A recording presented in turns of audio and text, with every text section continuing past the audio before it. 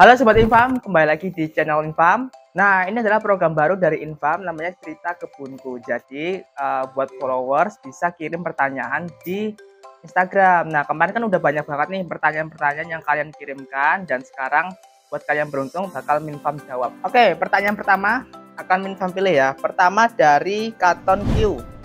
Tanaman cabai keriting, daun dan bunga sedikit.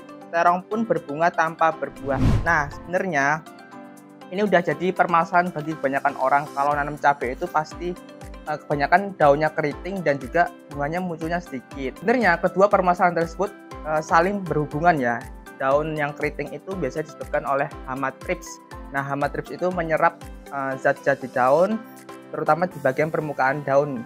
Di bagian bawah permukaan daun, akhirnya daunnya jadi mengeriting atau menguning. Nah, biasanya itu menyerang pada daun yang masih muda. Nah, efeknya ini terlihat pada permukaan daun atau bunga. Jadi kayak di daunnya itu ada bercak-bercak keperakan atau kekuningan. Ini yang bagian dominan, yang bagian terlihat kalau cacatnya itu di bagian permukaan daun bagian bawah. Nah, gejala tadi itu awalnya cuma di bagian tulang daunnya aja, tapi semakin lama dia akan semakin merembet ke semua permukaan daun. Akhirnya daun menjadi kuning, terus menjadi keriput, terus jadi mengkeriting, coklatan, akhirnya bisa sampai mati. Nah, kalau serangan hama thrips-nya tinggi, itu daunnya itu mengkerut ke atas. Nah, kalau kita buka kerutannya, itu banyak banget bakal ada hama-hama thrips-nya. Nah, kalau ini dibiarkan, ini bisa menyebabkan pertumbuhan tanaman jadi kerdil dan bunganya gampang rontok atau bahkan nggak muncul bunganya. Terus terongnya tadi kan berbunga tapi nggak berbuah. Nah, ini kenapa? Nah, ini bisa disebabkan beberapa faktor ya. Yang pertama itu kekurangan unsur hara. Jadi kalau tanaman udah berbunga, itu kan berarti udah masuk fase generatif. Jadi tanaman itu butuh unsur K dan P yang lebih tinggi. Nah, mungkin pas waktu fase generatif ini lebih dominan dikasih pupuk yang mengandung unsur K maupun P yang tinggi.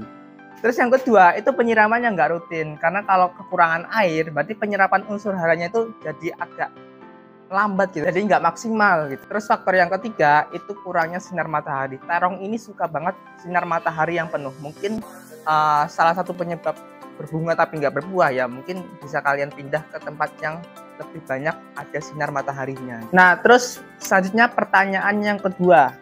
Pertanyaan kedua ini Minfam pilih dari akun bernama panen di rumah _ Kebunku suka digangguin kucing Minfam. Nah, penguasa rumah ini emang sukanya ngerecokin tanaman kita di kebunnya. Tapi tahu nggak?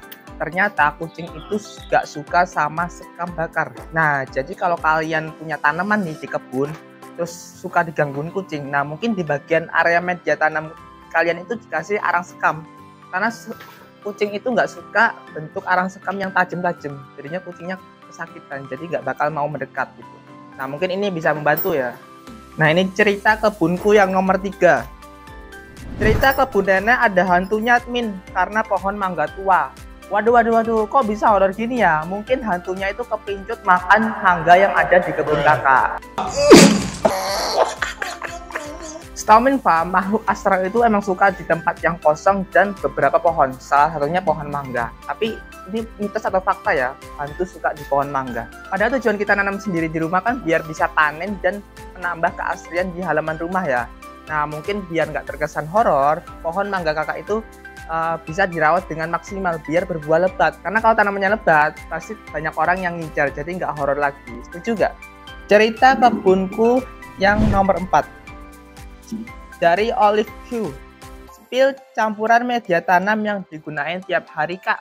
Wah, ini yang paling ditunggu-tunggu. Minfam bakal bongkar rahasia racikan media tanam di kebun Minfam nih. Asal kalian tahu, media tanam itu adalah komponen penting untuk menunjang pertumbuhan tanaman. Jadi kalau tanaman kalian pingin subur-subur, nggak cukup cuma ngandelin tanah aja, perlu bumbu-bumbu lainnya biar hasilnya lebih top lagi. Nah, di kebun biasanya Minfam pakai campuran media tanam, yaitu pakai tanah, kokopit, sekam bakar, dan kompos. Nah, perbandingannya itu antara 2-1-1-1 ya. Jadi 2 tanah, 1 sekam, 1 kokopit, dan 1 kompos.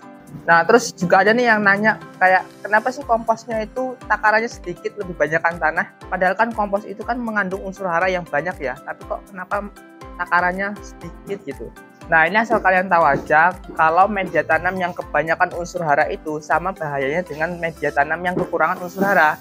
Ibaratnya kalau kita makan banyak sayuran dalam waktu yang sama, itu nggak baik juga buat kesehatan tubuh kita, nggak baik juga buat pencernaan tubuh kita. Jadi porsinya itu harus pas gitu. Nah, racikannya pakai Minfarm tadi itu bikin media tanam kita itu jadi lebih gembur, lebih berongga, dan lebih berporosnya. Pertumbuhan tanaman jadi lebih maksimal. Mantap kan? Udah Minfarm bongkar rahasia media tanamnya. Nah, ini sebenarnya tanaman jenis hidroponik apapun itu boleh terkena air hujan ya. Tapi yang perlu diperhatikan adalah air nutrisinya. Itu nggak boleh terkena atau tercampur oleh air hujan. Nah, ini karena air hujan itu bisa mempengaruhi kadar nutrisi dalam bak atau air hidroponik kita. Nah, apalagi kalau air hujannya itu deras banget, dan itu bisa bikin air dalam bak kita nutrisinya itu meluap, akhirnya nutrisinya hilang. Nah, jadi air nutrisi yang dibutuhkan tanaman jadi lebih berkurang.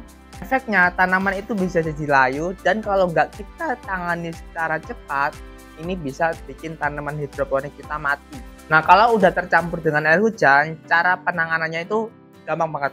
Tinggal kalian ganti aja air nutrisinya dengan yang baru ya. Nah, terus biar nggak terulang lagi, jadi tanaman hidroponik kalian misalkan pakai sistem bak itu ditaruh di pinggiran halaman rumah kalian yang ada atapnya gitu, jadi nggak langsung terkena timbunan air hujan. Cerita kebunku yang nomor 6 dari Wulan DT12. Cara ngusir bebek dan ayam tetangga yang selalu makan tumbuhan hidroponik remajaku. Ini sih yang Minfarm alamin juga. Jadi ayam-ayam tetangga itu pada makan daun-daun tanaman Minfarm. Nah, solusinya yang pertama itu bisa kalian omongin baik-baik ke tetangga kalian biar ayamnya itu nggak masuk ke kebun kalian atau pekarangan kalian. Cara kedua, nah ini lebih simpelnya lagi ya. Jadi kalian bisa nanam beberapa tanaman yang punya bau menyengat. Nah, ayam itu nggak suka bau menyengat. Jadi kayak nanam mint, nanam kayu manis, nanam lavender, atau juga nanam bawang-bawangan. Jadi nanam sekaligus jadi satpam. Oke, sekian aja ya episode pertama cerita kebunku. Nah, buat kalian yang pertanyaannya belum kejawab, akan menjawab di episode kedua. Oke, sampai jumpa.